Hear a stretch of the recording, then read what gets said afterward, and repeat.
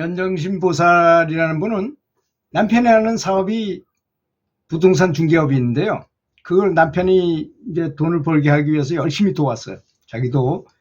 그런데 그렇게 살았는데 젊은 나이에 말기암이라는 판정을 받고 참 하늘이 무너진 것 같은 큰 슬픔에 빠지게 된 것입니다. 그랬더니 그 보살은 말도 전혀 하지 않고 미움조차도 먹지 입에 대지 않고 혼자 울고 고민하면서 아주 큰 괴로움에 빠져가지고 슬픔을 느꼈어요. 한창 팔팔한 젊은 나이에 이 지경이 된 것은 남편이 하는 사업을 지나치게 열심히 거둔타지라고 생각이 들었던 것입니다. 그리고 별의별 생각이 다 나가지고 스치는 주마등처럼 쫙 스치며 지나가면서 한없이 자꾸만 그런 것들이 생각나기 시작하는 것입니다. 사실 이 암이 걸린 사람들이 100%가요. 99%도 아닙니다. 100%가 다 스트레스 때문이거든요. 마음속에 어떤 스트레스 받는 일이 있을 때 암이 생기는 법이라고 제가 많이 얘기했을 겁니다. 백단과 흑단이 있다. 이 수행을 하면 이렇게 차크라라는 게 활성화된다는 거 아시죠? 영적 에너지 센터가 사람한테 7군데가 있잖아요. 그런데 이제 수행을 하면 그런데 빛이 생기게 되고 그 에너지가 활성화돼 가지고 뭔가 정말로 이게 살아서 움직이는 듯하게 어떤 작용을 합니다. 그런 거와 반대로 수행은 좋은 생각을 하는 것인데 반대로 스트레스를 받아요. 고민하고 공포에 두려움에 이런 것 때문에 그것 때문에 고민하고 남을 미워하기도 하고 이렇게 하면 반대로 시커먼 연기 같은 게 우리 몸에 인연이 있는 곳에 가서 털썩 달라붙어 가지고 그걸 암세포로 만든 거거든요. 그걸 말기암이 되는 것입니다. 근데 그것이 있는지 없는지 잘 몰라요, 본인은. 그러다가 털썩하고 알게 됐을 때는 이미 말기암이 돼버린 거죠. 그런 경우를 말하는 것입니다. 근데 이제 이렇게 남편하고 열심히 나름 연불도 열심히 했는데 이 지경이 되고 보니까 스님과 부처님에 대한 원망이 오히려 더 크게 싹 터서 대성통곡을 하게 되고 마음이 힘이 괴로웠던 것입니다. 그러던 어느 날 이 보살의 남편이 참 보니까 마누라가 한심하거든요. 죽게 됐는데 무슨 뭐 조언을 해도 듣지도 않고 울기만 하고 짜증만 내지. 그래서 스님을 만났어요. 그래서 이게 참 우리 마누라가 이렇게 됐는데 참 급박한 사정이 급박하게 됐습니다 하고 얘기했더니 지금까지 있어온 아내와 자신이 일에 너무 열정적이어서 그런 것 같다면서 무슨 좋은 방법이 없느냐고 스님께 물었어요. 그랬더니 그 말씀을 자세히 경청하신 스님께서 확신에 찬 표정으로 말씀하셨어요. 사실 그렇게 슬퍼만 하다가는 오히려 병은 더욱 깊어갈 것입니다. 이 연불을 오래 하신 스님이거든요. 그래서 항상 차분한 마음, 고요를 유지하기 때문에 누가 무슨 말씀을 하면 딱 답을 순간적으로 딱 직감적으로 알게 되거든요, 그분이. 그래서 오히려 그렇게 슬퍼만 하고 계속 불평불만 하다 보면 오히려 병은 금방 더 번져가지고 전신으로 퍼질 텐데 마음을 바꿔야 된다. 연불을 하는 게 제일 좋기는 한데 그 보살은 지금 연불을 하는 것에도 지금 흥미를 잃은 것 같다. 그래서 남편의 일과 연불 때문이라고 오히려 생각하고 있는 그런 사람한테 연불을 하라 그런다고 효과가 없을 것 같으니 자비심 훈련을 하는 게 좋겠다. 감사한 마음을 훈련하는 게 좋겠다. 그러면서 이제 자비심 훈련법을 가르쳐줬어요.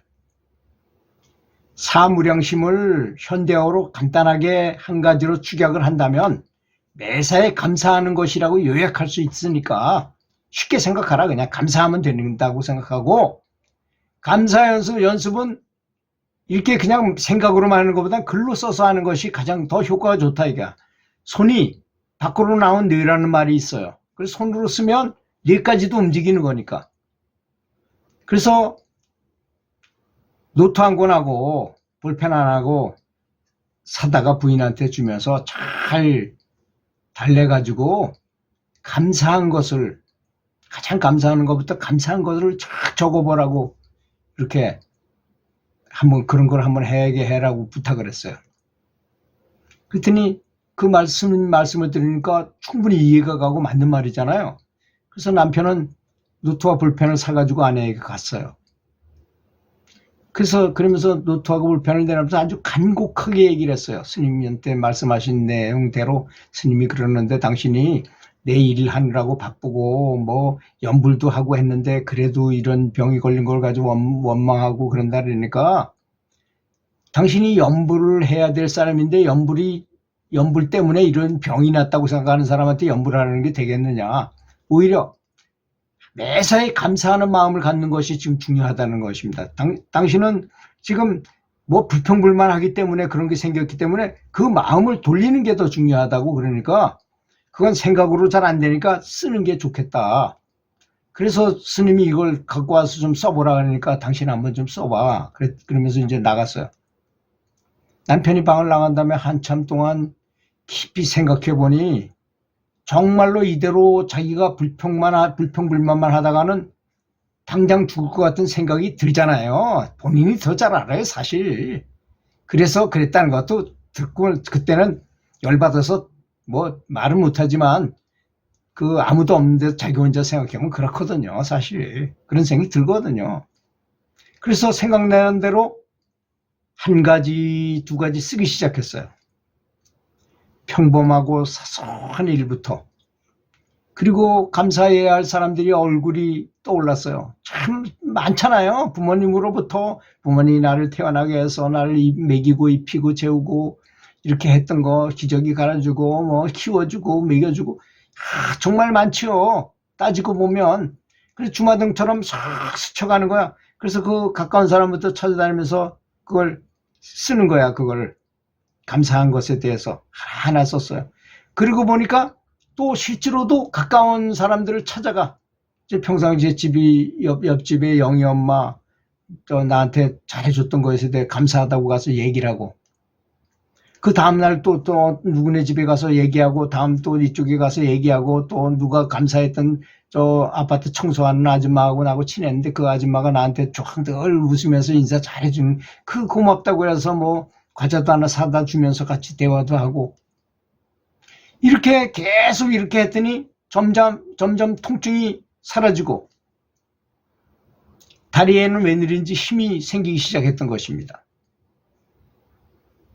그리고 이제 남편이 보니까 이제 부인이 마음이 이제 부정적인 데서 긍정적으로 이렇게 들어오는 게 보이니까 식구들한테 얘기를 했어. 식구래야 뭐 아들, 딸하고 넷이죠. 넷이서 야, 우리 엄마를 위해서 다 같이 연불하자 해가지고 다 모여서 간절한 마음으로, 진짜 엄마가 말기암이라 그러면 기도를 얼마나 열심히 하겠어요. 자식들도 그렇고 남편도 그렇고. 그렇게 감사하면서 감사를 하면서 연불하다가 눈물을 뚝뚝 흘리기 하면서 연불을 하게 되니 뭐 벌써 환자가 먼저 울기 시작하니까 남편도 눈물을 흘리고 딸, 아들 뭐 같이 감동적으로 연불을 하게 되더라는 것입니다. 이럴 때 그 눈물, 어떤 기독교의 스폴전 목사라는 아주 유명한 목사가 말하기를 눈이 젖지 않은 사람은 천국에 못 간다는 말을 썼더라고요. 감동이 없으면 기도빨이 안 받는다는 얘기죠, 한마디로. 진짜 감동, 눈물이 굉장히 중요하다고 저는 생각해요. 정말 사람이 뇌 안에서 행복 호르몬이 펑펑 쏟아지는 거하고 눈물하고는 동시에 일어나는 일이거든요. 도랑을 치웠더니 가재가 나오는 거하고 똑같은 원리입니다. 도랑 쳤더니 가재도 잡히는 거예요. 정말 진심으로 부처님에 감사하면서 연불을 했더니 눈물이 나는 것입니다.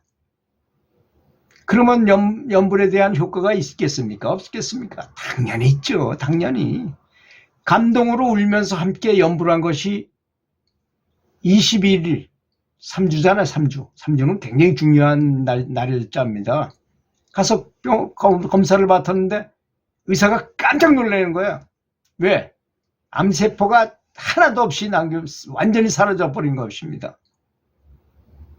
여러분, 제가 얘기하고자 하는 연불의 가장 좋은 사례라고 저는 생각해요. 이 사례가. 그렇지 않습니까? 마음의 습관이라는 건 대단히 중요합니다. 우리는 무슨 일이 벌어지고 위급하면 우선 불평불만하고 두려움에 떨고 근심 걱정부터 합니다. 연불부터 하라는 것이죠. 그리고 무슨 일이 생기든 간에 다 연불로 다 엮어 넣어가지고 불태우듯이 지저분한 쓰레기는 다 불 속에 집어넣듯이 연불로 다 녹여버리는 것입니다. 그러면 정말 죽을 때도 아플 사이도 없이 웃으면서 극락왕생을 할 것이라고 믿습니다. 들어주셔서 감사합니다.